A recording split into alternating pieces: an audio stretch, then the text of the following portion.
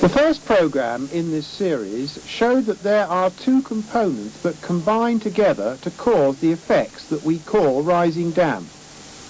Dampness rises from the ground by capillarity, and the mineral salts in the soil water become deposited on evaporating surfaces of the wall and at the apex of the rising damp. In the previous program, we saw that the actual moisture content in the wall is made up of these two components, hygroscopic moisture and capillary moisture. In this program, we shall see how to remedy the causes and effects of rising damp.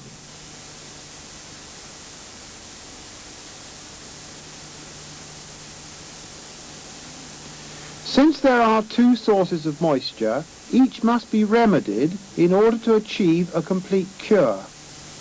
Firstly, the capillary rising damp component has to be blocked by the in situ insertion of a damp course. Any moisture in the wall above the level of the new DPC is allowed to evaporate, and the effects of the residual hygroscopic salts are overcome by reinstatement with plaster, which is able to mask their presence. One of the most popular methods of treatment of rising damp is the injection of a chemical DPC into the wall. This is a quick and efficient process which avoids the difficulties associated with the insertion of a physical DPC made from felt, slate or zinc galvanized metal.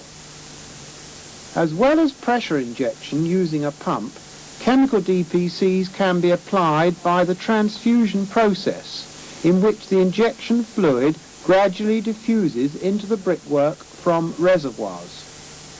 In another system, frozen sticks of a water solution of the DPC chemical are inserted into holes drilled in the wall, and the DPC chemical diffuses into the brickwork as the stick melts. The action of the chemicals used in the injection fluids is to make the treated masonry water repellent. Here we see the effect of treating the surface of a brick with a water repellent DPC solution. The water droplets are repelled rather than soak in as they would on a porous brick.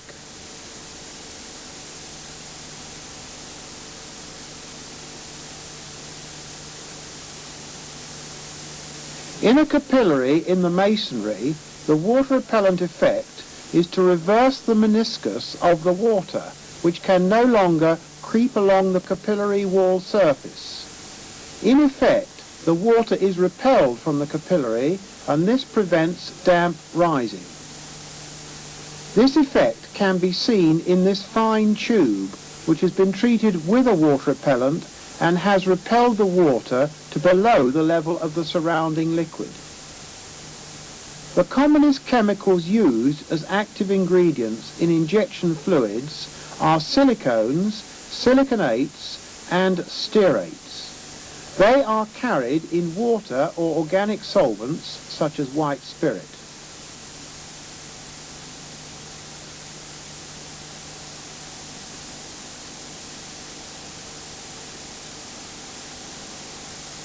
When injecting a 225mm, that is a 9-inch solid wall constructed of porous brickwork, a line of holes is drilled 150mm, that is 6 inches above outside ground level, into each brick. The holes are spaced equally, and 2 are drilled per stretcher and 1 per header. The bricks are drilled to 3/4 of their thickness, either in a horizontal or downward angle. When treating walls built of impervious bricks or stone, mortar injection is necessary, and this can be achieved by drilling either 1 or 2 horizontal lines and the intervening vertical joints. Where there are changes of level, or where abutting walls and fireplaces might bridge the horizontal DPC, installing a vertical DPC to a height of 1.2 meters above the horizontal DPC is necessary. There are 2 ways in which a chemical DPC can be applied. The first is a diffusion method, in which water-based siliconate is injected into a mortar line and spreads along the wall. Alternatively, it can be injected under pressure.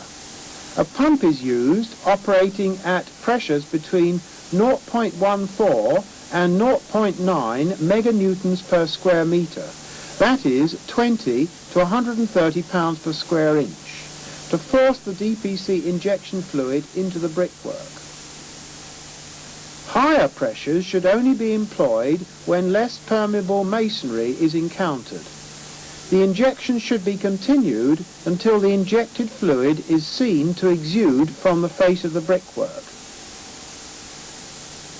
The objective of the injection is to produce a continuous, unbroken barrier to rising dampness across the thickness of a brick and along the length of a wall. Here we see a stone wall which has been treated by mortar line injection. In this case, a vertical DPC has been injected in order to prevent bridging of the horizontal DPC by an abutting garden wall. In all pressure injection applications, a fluid pressure-resistant joint is achieved by squeezing the plastic sleeve at the tip of the injection rod after insertion into the mouth of the hole in the brickwork. Where access to both sides of a wall is restricted, the far or inaccessible side can be treated by a double drilling technique. The near side is treated first by normal drilling and injection, then the hole is re-drilled through to the far side and retreated, ensuring that no fluid is lost down the intervening mortar joint. In buildings which have solid ground floors, it is most important to ensure that the new DPC in the wall links up with the damp-proof membrane in the floor, and this is normally achieved with a physical membrane. Internal walls should be injected as close to floor level as possible. In a building where suspended timber ground floors exist, ideally a low outside ground level will permit the new DPC to be injected below the floor plate.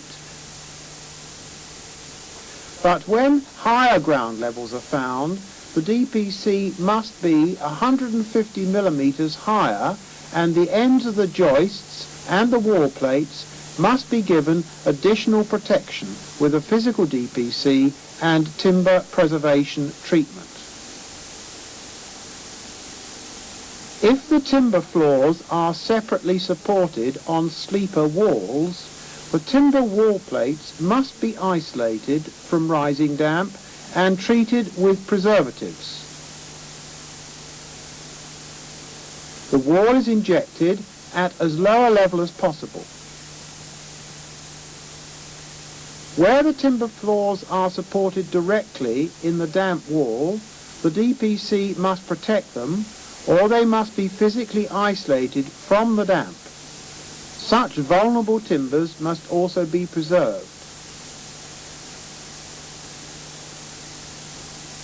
Where high outside ground levels require a high-level DPC to be installed, where ground levels cannot be lowered, for example, a waterproof tanking system of replastering is needed to prevent penetrating dampness developing below the DPC. One of the special advantages of the chemical injection system of installing a DPC is that they can be inserted equally easily in a solid or cavity wall. Tests have been carried out at the Building Research Establishment and elsewhere in which brick columns are placed in trays containing water, and their moisture contents are measured before and after treatment. Samples taken by drilling bricks and mortar are analysed, and it has been shown that injections can lower rising damp to the level of the injected DPC.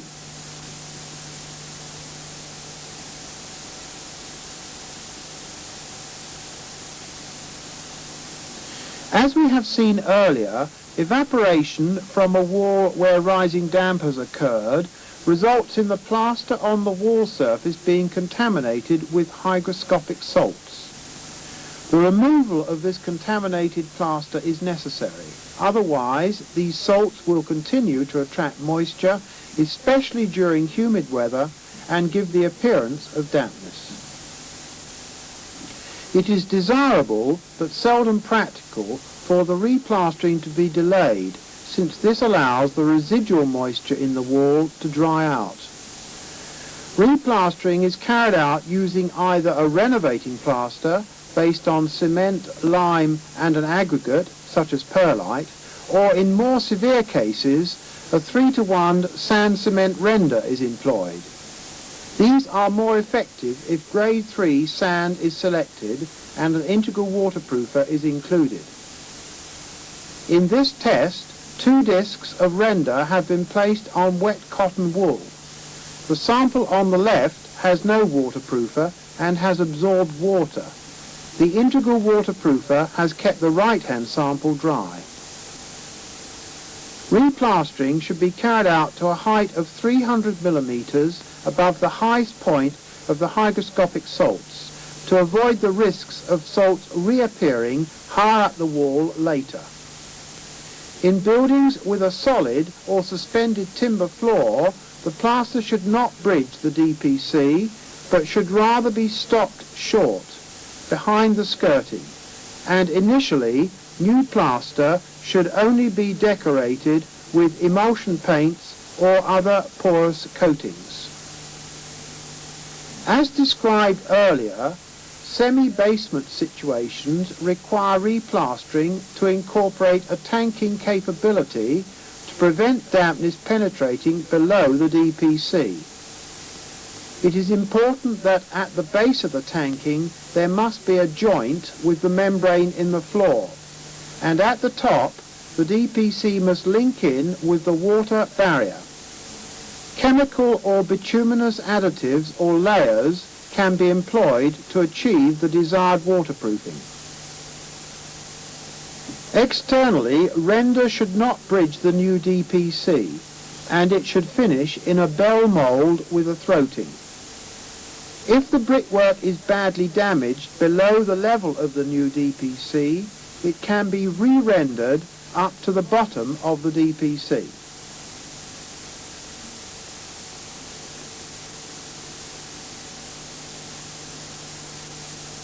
All electrical equipment used on site should be 110 voltage, and ear protection may be necessary during drilling work. Safety helmets, gloves and overalls should be worn. During injection, safety goggles are essential to protect the eyes from blowout of injection fluid.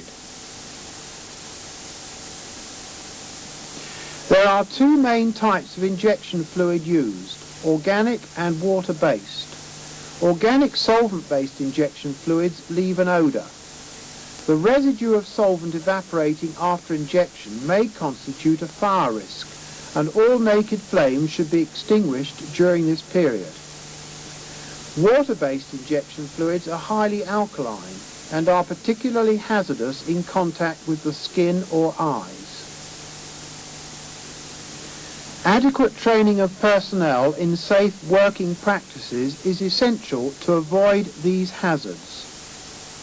In conclusion, we can say that correct application, attention to detail, and safe working practices in the drilling and injection of chemical DPCs and correctly specified and applied replastering are essential if control of rising dampness is to be achieved.